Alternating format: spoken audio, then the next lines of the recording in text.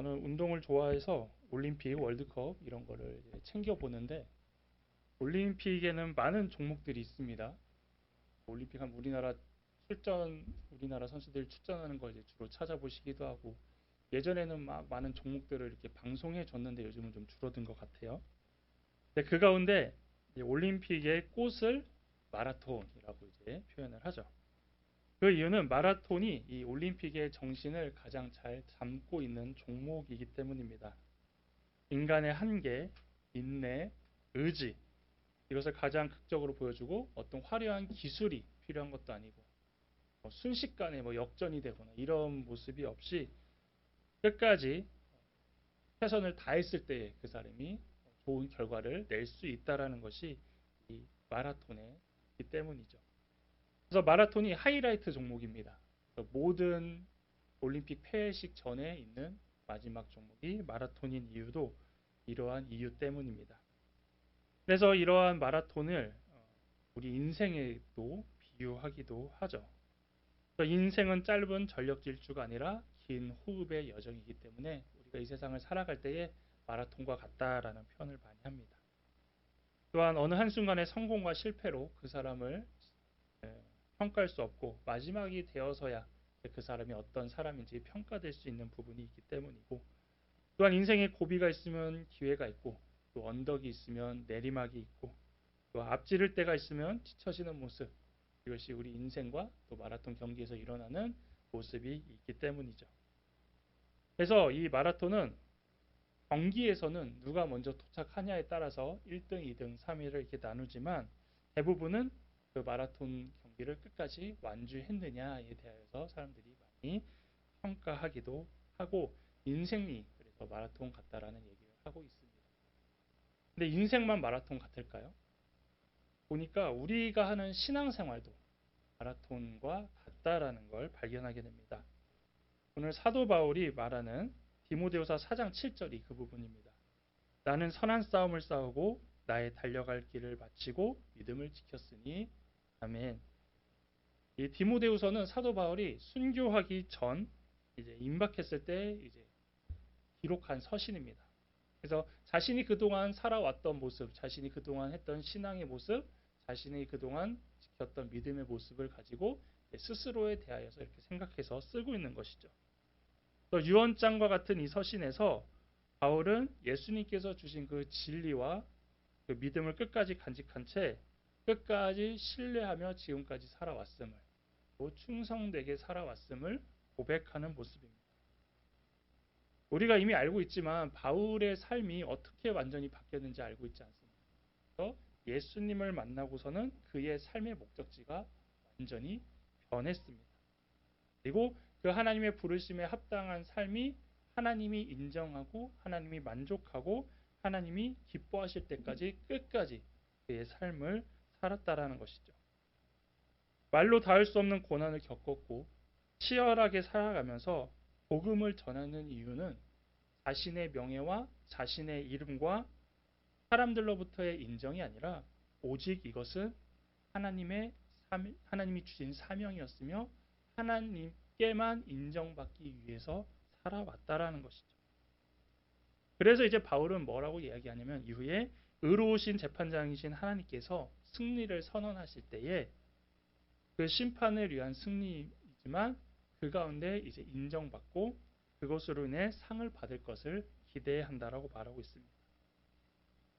우리도 바울과는 다른 시대에 살고 있지만 마지막 때에 하나님의 심판과 승리를 위해 우리도 살아가고 있으며 마지막 때에 하나님께 인정을 받고 주시는 상급, 면류관을 받기 위하여 소망하며 살고 있는 것은 같다라는 것이죠. 그렇다면 우리가 이 목적과 목표를 가지고 살아갈 때에 그러면 어떻게 살아가야만이 이 신앙의 마라톤을 완주할 수 있을까요? 먼저는 끝날 때까지 멈추지 않아야 합니다. 저도 이제 러닝을 좀 하면서 이제 마라톤을 준비하고 있는데 82.195는 아니고 10km 이제 준비하고 있는데 마라톤을 하다가 쉬면 될까요, 안 될까요? 사람들은 생각합니다. 뛰다가 완주하면 되니까 그냥 잠깐 멈췄다 쉬었다가 물 한 모금 하고 다리 근육도 좀 풀고 쉬었다가 다시 힘 모아서 달리면 되지 않냐라고 생각을 하는데 실제로 저도 러닝을 할 때 얘기해요. 차라리 걷던지 속력을 늦춰야지 멈추지 말라고 얘기를 합니다. 왜냐하면 우리도 마라톤 이제 경기를 보면 가끔 이제 지루하고 루즈한 게 뭐냐면 2시간 이상 멀어지는 경기거든요. 그리고 빨라야 2시간 뭐 10초, 10분대지 대부분은 이제 2시간 20분, 30분까지 가니까 보는 사람도 지루하고 뛰는 사람도 이제 힘든 경기라는 거죠. 그래서 어떨 때는 그냥 설렁설렁 뛰는 것처럼 보여요, 이게. 근데 42.19km를 이제 기록으로 이제 계산을 해보면 2시간 10분대 정도 이제 뛰잖아요. 이걸 이제 100m로 하면 17초에 뛰는 거예요. 여러분 100m 뛰어보셔서 아시죠? 전력으로 해야 이제 저는 뭐 한 12초 막 했을 텐데 뭐 17초 이렇게 나오거든요. 100m 전력으로 17초인데 마라톤은 평균이 17초인 겁니다. 그러니까 그게 끊임없이 42.15를 뛰는 겁니다. 그러니까 이게 산책하면서 뛰는 속도가 아니라는 거죠. 그만큼 템포를 맞추면서 뛰고 있다는 것이고 평균이 17초이기 때문에 조금만 느려져도 이후에 기록들은 계속 밀린다는 거죠. 그래서 생각 같아서는 이게 처음에 전속력으로 달리다가 좀 쉬었다가 다시 또 쫓아가고 이러면은 이 평균치에 맞춰서 할 수 있을 것 같은데 달리기 해보신 분, 오래 걸어보신 분은 알겠지만 절대 우리의 몸은 그렇게 움직이지 않는다라는 것이죠. 또한 평균 시간대는 아니어도 늦게라도 계속 이렇게 4시간도 뛰시는 분들이 있어요. 그런 분들이 와서 완주할 때도 도중에 쉬었다 오는 분이 없습니다. 분들도 도중에 걸었다가 오거나 아니면 속력을 좀 늦춰서 오는 것이지 제자리에 멈추지 않는다라는 거죠. 왜 그럴까요? 그 이유는 멈추는 순간 페이스를 잃은 이 근육도 다친다고 합니다. 그리고 그 페이스를 다시 또 이렇게 끌어올리는 게 쉽지 않다라는 것이죠. 그래서 마라톤 선수들 보면 어떻습니까? 물 집어갈 때도 계속 뛰면서 물을 마시고 다치거나 뭔가 다리에 문제가 있을 때는 절뚝거리면서 이렇게 어떻게 조절을 하든지 그 가운데 이제 응급 치료를 받는 모습이 있다라는 거죠. 실제로 마라톤 선수들은 뛸 때에 영양제를 갖고 다니고 몇 킬로마다 먹고 그다음에 긴급용 바늘도 가지고 다니면서 이렇게 긴급 조치를 하면서 뛴다라는 겁니다. 마찬가지로 우리 신앙생활도 어떤 생활이 있어도 멈추지 않고 계속해야 된다는 거죠. 여러분 신앙생활 하다가 언제가 제일 힘드십니까? 몸이 가장 힘들 때 조금 꾀가 나고 마음이 힘들 때도 꾀가 나고 여러 가지 상황이 복잡할 때 신앙이 쉽지 않다라는 것이죠. 이럴 때는 어떤 생각이 들면 예배도 빠지고 싶고 기도도 쉬고 싶고 기존에 했던 여러 가지 어려움이 있어서 예배에 가도 또 하나님 말씀이 안 들리니 차라리 이럴 바에 그냥 하나님 앞에 죄 짓는 것보다 예배에 가지 않겠다 이렇게 생각할 때도 있다라는 거예요. 그리고 내가 좀 더 좋아지고 다시 은혜가 넘치면 하나님 앞에 더 열심으로 충성해야지 이렇게 표현하는 사람도 있고 또한 하나님 앞에 감사하고 기쁜 모습으로 살아가지 못하니까 또 아예 잠깐 내려놓으려고 하는 생각들도 많이 있다라는 것이죠. 근데 틀린 얘기는 아니에요. 왜냐하면 먼저 내가 살아야 예배를 드리고 내가 움직일 수 있어야 하나님 일을 할 수 있는 것이고 내 마음이 평안해져야 하나님을 위해 살아갈 수 있기 때문이죠. 그런데 이 생각이 맞냐는 것입니다. 이렇게 생각은 하더라도 이렇게 실천하는 게 맞냐는 것입니다. 또 교회에 계신 하나님이 집에도 계시기에 교회에서 기도하나 집에서 기도하나 똑같다고 생각하며 신앙의 위기가 있을 때는 언제나 내가 복음을 들이대면서 합리적인 신앙생활을 하려고 하는 모습이 있고 그러다 보면 어느새 우리의 신앙은 소홀해질 때가 있다라는 것이죠. 그러면 제가 여러분에게 이제 이런 마음을 갖고 있는 분들에게 반문을 한다면 저도 사람인지라 컨디션이 안 좋을 때가 있어요. 그렇죠? 피곤할 때가 있고 감기 들려서 좀 이렇게 힘들 때가 있다라는 거죠. 그래서 한 주를 제가 지내다 보니 설교 준비를 못 합니다. 그래서 만약에 오늘은 제가 너무 힘들어서 이게 오늘 영상 설교 어느 교회 가나 보시겠습니다. 이렇게 해서 만약에 제가 설교를 한다라면 여러분 어떻게 생각하실까요? 그리고 예, 제가 이제 이번 설교는 제가 준비하다 보니 은혜가 안 될 것 같아요. 자, 간증 하나 오늘 보시죠. 이러면서 제가 그날 설교를 대체했다라면 김 목사님은 이제 벌써 버럭하실 거고 예? 여러분도 이제 막 밤에서 이게 맞아? 이러실 건데 그러면서 그러죠. 목사는 안 되고 나는 된다 이러겠죠. 성도는 그럴 수 있지만 목사는 그러면 안 되죠. 이런 마음 다 갖고 계시는데 마찬가지라는 거예요. 예. 목사도 안 되듯이 성도도 이런 부분에서는 양보해서 된다라는 거죠. 마라톤에서 더 달릴 수 없을 것처럼 이 힘들고 고통스러운 상황을 데드 포인트라고 합니다. 뛰다 보면은 괜찮아요. 오늘 컨디션 좋아. 뛸만해. 하는데 어느 순간 막 이렇게 뛸 때가 있습니다. 이게 이제 데드 포인트인데 이때는 어떤 마음이 계속 드냐면 쉬었다 다시 뛰어서 오늘 키로수 채우면 되지 이런 생각도 들고 오늘은 이만큼만 뛰고 내일 더 뛰면 되지 이런 생각이 막 든다는 거예요. 그리고 심지어 선수들은 어떤 생각을 하냐면 호흡이 흐트러지면서 다리가 돌처럼 굳으니까 나 이거 왜 뛰고 있지? 어차피 순위 못 뛸 거면 그냥 이 정도만 하고 참가하는데 의의를 두는 게 어떨까 이런 생각이 드는 게 바로 이 데드 포인트 상황이라는 거죠. 그렇다면 이 데드 포인트를 어떻게 넘길 수 있을까요? 이거는 정신적인 문제보다는 이제 전체적인 이제 컨트롤을 해야 됩니다. 먼저 호흡을 가다듬어야 돼요. 다시 이 호흡이 다시 천천히 올 수 있을 정도로 속도를 낮추고 리듬을 찾는다라는 것이죠. 그러니까 멈추는 게 아니에요. 늦추는 거예요. 그래서 천천히 다시 그것을 패턴을 찾아가면은 어느 순간 그 통증이 완화되고 다시 달릴 수 있는 세컨드 윈드라는 단계가 찾아온다는 겁니다. 이때가 되면 다시 그 페이스를 회복하고 다시 달려갈 수 있고 계속 그 속도로 또 가고 있는 거죠. 근데 여기서 끝이 아닙니다. 이 데드 포인트 다음에 보상처럼 찾아오는 게 뭐냐면 러너스 하이가 찾아옵니다. 이것은 러너들이 이제 흔히 사용하는 버프를 받는 거예요. 이거는 어떤 상황이냐면 장거리 달리기나 유산소 운동 중에 나타나는 고통이 사라지고 기분이 고조되는 단계. 그러니까 누구나 다 나올 수 있는 상태인데 이제는 통증이 줄고 안정감, 행복감이 높아지는 시기 때문에 이제 이때부터 사람들이 속도를 내기 시작하는 거예요. 뭔가 달려도 좀 가볍고 뛸 수 있고 그러니까 이제 속도가 막 나기 시작하는 거죠. 그래서 이때가 이제 신체적으로 페이스가 좀 빨라지고 시간이 단축할 수 있는 기간이 이 러너스 하이 단계입니다. 이렇게 볼 때 우리 신앙에도 데드 포인트가 있고 세컨드 윈드가 있고 러너스 하이가 있다라는 것이죠. 차이점이 있다라면 마라톤은 한번 뛸 때에 이 단계가 뭐 한두 번 찾아온다라면 우리의 인생에서는 수없이 반복되고 있다라는 것입니다.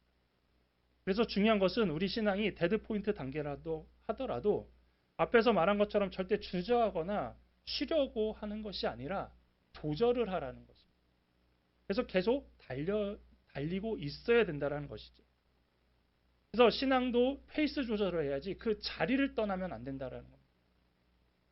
교회를 떠나는 사람, 신앙을 놓친 사람, 아직 방학 중인 사람들이 무엇이냐면 속도를 늦추면 되는데 쉬어버린다라는 겁니다. 놓아버린다라는 겁니다. 멈춰버렸다라는 것입니다. 그러면서 내가 그동안 열심히 했는데 다시 하나님 부르시고 하나님 이끄시면 그때 가서 더 열심히 해야지. 이런 마음들은 다 갖고 있다라는 것이죠. 하지만 한번 페이스를 놓치면 어떻습니까? 다시 교회에 나오고 싶어도 다시 예배를 드리고 싶어도 쉽게 돌아오지 못하는 경우가 많이 있습니다. 성도들이 신앙으로 지쳐있거나 힘들어할 때 다독이고 위로합니다. 그러세요? 오늘 좀 쉬십시오. 좀 천천히 하십시오. 이렇게 얘기하지. 그러면 예배를 좀 나오지 마세요. 이렇게 얘기하는 목회자 없다라는 거죠. 그러면 기도를 좀 쉬세요. 이렇게 얘기하는 사람 없다라는 겁니다. 그것은 무슨 얘기냐? 신앙적인 부분도 멈춰버리면 영적인 근육이 뒤틀리기 때문에 우리가 다시 회복할 수 없고 또 회복하기가 힘들다라는 것입니다. 그래서 인생의 참된 승리, 신앙의 참된 승리는 힘든 상황에서도 계속 뛰는 것이고 그렇기에 이 믿음이라는 것은 버티는 것입니다. 그래서 참된 신앙생활은 어떤 상황이 되어도 우리가 멈추지 말고 계속해야 된다는 것입니다. 다음으로 신앙생활은 영적 기초 체력이 필요합니다. 2002년 한일 월드컵을 앞두고 히딩크 감독이 부임하기 전까지 우리나라 축구 전문가들이 우리나라 국가대표팀을 평가할 때에 우리나라 선수들은 체력은 좋지만 기술과 전술이 부족하다라고 평가를 했습니다. 근데 히딩크 감독은 다큐멘터리에서 이제 고백했듯이 정반대의 얘기를 하고 있다라는 거죠. 체력 너무 형편없다고 이렇게 얘기하고 있어요. 그래서 제일 많이 한 게 뭡니까? 체력 훈련. 사람들은 의아해했습니다. 하지만 히딩크 감독은 쓴소리에도 개의치 않고 혹독하게 체력 훈련을 한 결과 국가대표 선수들이 실제로 90분 이상을 뛸 수 있는 체력까지 끌어올려 놓은 상황에서 월드컵을 치르게 되자 4강이라는 좋은 결과까지 만들어냈다라는 것이죠. 이처럼 끝까지 경기하기 위해서는 체력이 필요합니다. 아무리 기술이 좋더라도 이 체력이 받쳐주지 않으면 기술을 쓸 수가 없다라는 것이죠. 그래서 승리하기가 더 어렵게 됩니다. 저도 이런 경험이 있습니다. 저는 대학교에서 운동권이었습니다. 그래서 운동권이라고 이제 하면은 뭐 머리에 띠두르고 이제 이 운동권이 아니라 신학교에서는 이제 운동장에서 운동하는 사람들을 이제 운동권이라고 이제 표현을 합니다. 그래서 저는 이제 운동을 좋아하는 사람들을 이제 운동권이라고 하는 거죠. 그러면 이제 운동하는 사람들이 이제 얘기하는데 이 운동하는 운동권 사람들이 항상 얘기했던 게 뭐냐? 체력은 신앙이다. 이 얘기를 했어요. 그래서 체력이 있어야 기도도 하고 체력이 있어야 말씀도 보고 체력이 있어야 예배도 드리고 체력이 있어야 사역도 하듯이 이건 우리가 노는 게 아니다. 이거는 체력 단련하는 거다. 이제 이러면서 주장하면서 공부 안 하고 대학교에서 운동을 많이 했는데 확인되지 않지만 되게 과학적인 논리지 않습니까? 이런 주장을 하면서 이게 했습니다. 무슨 얘기냐? 결국 신앙을 위해서는 이 체력 훈련이 필요하다는 것입니다. 그래서 우리 교회도 이미 하고 있습니다. 이게 무엇이냐? 예배 외에 하는 모든 성경과 신앙에 관한 것들이 이 영적 신앙을, 영적 체력을 키워가고 있는 것입니다. 기도회라든지 성경 공부라든지 아침 묵상이라든지 사순절대하는 성경 필사 이 외에 이런 것들이 이제 신앙의 힘을 키울 수 있는 체력 훈련이라는 것이죠. 우리가 예배만으로는 일주일을 살아가기가 솔직히 힘듭니다. 예배 말씀 뭐 얼마나 기억하시겠어요. 이 시간만큼은 아멘하고 집에 가서도 이렇게 살아야지 결단하지만 일주일이라는 시간에 예배로서는 그 체력은 견디기 힘들다라는 거죠. 그래서 그럼 기도회, 묵상, 여러분이 평소에 성경 읽으시는 통독 그것으로 계속 체력을 갖추고 계셔야 그 신앙이 뒤처지지 않고 살아갈 수 있다라는 것입니다. 그래서 경주의 믿음의 경주를 완주하기 위해서는 바로 이 영적 체력 훈련을 등한시해서는 안 됩니다. 마지막으로 완주 후에는 상급이 있습니다. 올림픽 대회에서는 1, 2, 3등에게만 그 마라톤 메달을 주지만 실제로 국제 마라톤이나 지역 마라톤 대회는 시상 외에도 완주자에게 기념 메달을 다 줍니다. 그리고 이제 기념품도 줍니다. 이것은 무슨 얘기냐? 등수도 중요하지만 끝까지 했다는 것에 대해서 인정해 준다라는 것을 이 대회들은 말하고 있다라는 것이죠. 신앙생활도 마찬가지입니다. 예수를 빨리 믿었냐, 늦게 믿었냐, 열심히 믿었냐, 좀 덜 믿었냐 이게 중요한 게 아니라 끝까지 그 신앙생활을 하느냐, 믿음을 가지고 끝까지 살아왔느냐를 가지고 하나님께서는 보신다라는 것이죠. 그래서 믿는 우리도 끝까지 신앙을 지키는 것이 중요하지만 또한 지금 잠시 하나님을 떠난 사람들도 다시 믿음 생활을 회복해서 끝까지 갈 수 있도록 할 수 있는 게 우리의 사명인 것입니다. 제 주위에도 저도 이게 운동을 하다 보면 항상 먼저 와서 얘기해요. 저도 교회를 다녔는데요. 어디까지 다니셨어요? 그러면 대부분 어디까지 다녔어요? 여러분 다 알고 있는 그때까지입니다. 고등학교 때까지는 다 다녔습니다. 그 이후에 이제 대부분 떠나 있다라는 것이죠. 그런데 하나님 앞에서는 신앙의 과거형은 크게 중요하지 않습니다. 교회 다녔었다. 교회 다닐 것이다. 이런 미래형도 중요하지 않습니다. 항상 현재입니다. 지금 믿음을 가지고 있고 교회에 다니고 있다. 이게 중요하다는 것이죠. 왜냐하면 예수님 언제 오실지 모르는데 앞으로 믿을 것이다 이런 마음 갖고 있으면 예수님 오시고 믿을 수는 없잖아요. 그러니까 지금 바로 그 신앙을 갖게끔 하는 것이 우리의 사명인 것이고 그래서 계속 우리도 믿음을 잘 유지해야 되지만 믿지 않는 사람들에게 계속 복음을 전하며 돌아오라고 하는 것이죠. 이때에 이제 8절에서 바울은 내게만 아니라 주의 나타나심을 사모하는 모든 자에게도니라 라고 말하면서 이게 이제 면류관 얘기를 하는 것이거든요. 하나님께서 주시는 면류관은 최고와 제일에게 주는 게 아니라 끝까지 완주한 모두에게 주는 것입니다. 그러니까 목회자가 뭐 열심히 하나님이 했다고 좋은 거 주는 거 이게 아니라 동일하게 같은 거를 다 주시기 때문에 이 세상에서 우리가 살아갈 때에 또한 우리가 있는 모습 그대로 주어진 자리에서 살아갈 때에 뭐 더 잘한다고 하나님이 더 많이 주시고 좋은 거 주시고 그거 아니니까 기본적인 것만큼 하나님이 원하시는 것 우리에게 주신 달란트만큼 은사만큼만 우리가 최선을 다해서 믿음을 가질 때에 우리는 그것들을 다 얻을 수 있다라는 것이죠. 그리고 하나님은 왜 이렇게 다 주실까요? 그것은 세상에서 어렵고 힘든 상황에서 끝까지 신앙을 놓지 않고 살아온 그 믿음을 인정하시기 때문에 누구에게나 다 준다라는 것입니다. 그래서 우리의 신앙생활을 만약에 42.195km에 적용하면 여러분은 어디쯤 달리고 계실까요? 일단 다들 출발은 하셨잖아요. 아직도 출발선 뒤에서 몸 풀고 계시진 않잖아요. 그냥 뛰고 계십니다. 하지만 우리는 어디쯤 달리고 있지는 잘 몰라요. 누구는 뭐 거의 결승점에 다다르신 분도 있을 것이고 누구는 이제 한참 멀으신 분도 있지만 중요한 것은 어느 지점을 달리고 있느냐가 중요한 게 아니라 그 달리는 가운데 분명히 우리에게 어려움이 있을 것이고 또 그것이 회복되면 또 치고 나갈 기회가 있다라는 것이죠. 그래서 그 구간들이 있을 때 데드포인트 구간에서는 나 혼자 극복하기가 힘듭니다. 그때는 옆에서 같이 달려주는 겁니다. 그래서 우리 공동체가 필요한 것이고 그 구간이 넘어간다면 다음엔 내가 또 그것을 겪고 있는 사람을 또 같이 도와주는 것. 이것이 우리 신앙의 마라톤의 공동체고 함께하는 경주가 된다라는 것이죠. 그리고 이 데드 포인트를 잘 넘겨야 됩니다. 절대 멈추지 말고 조절을 하십시오. 또한 꾸준히 훈련해도 실전 때에 주저앉으면 모든 밸런스가 깨지듯이 신앙생활을 오래 했다고 교만해서도 안 됩니다. 우리가 그것들을 잘 드러내기 위해서는 꾸준히 잘 하셔야 되고 소홀히 해서도 안 된다라는 거죠. 그래서 우리는 결승점에 들어갈 때까지 멈추지 않고 계속 달려야 합니다.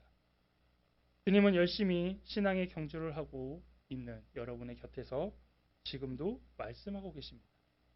얼마 안 남았다. 조금 더 힘내자. 조금만 더 뛰면 푹 쉴 수 있다. 주저앉지 말고 페이스 조절하면서 천천히 달려라. 또한 믿음의 경주에서는 주님께서는 이렇게 응원만 하시는 게 아니라 실제로 우리에게 힘도 주시고 또 물도 주시고 땀도 닦아주시죠. 그래서 우리는 계속 힘내서 그 결승점을 향해서 끝까지 뛰기를 원합니다. 그래서 모두 완주해서 꼭 준비된 의의 면류관을 받는 값진 신앙의 경주자들이 되시기를 바라겠습니다.